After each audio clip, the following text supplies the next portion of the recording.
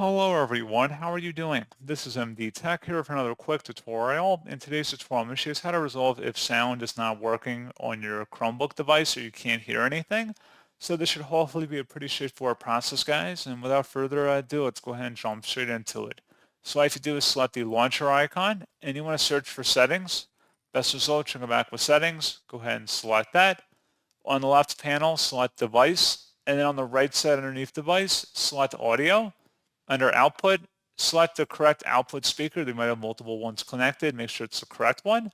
And then for the volume scroll bar, make sure you turn it up and it should reflect down here on the bottom of your screen too. And that's pretty much it. So as always, thank you guys for watching this brief tutorial. I do hope that was able to help you out and I do look forward to catching you all in the next tutorial. Goodbye.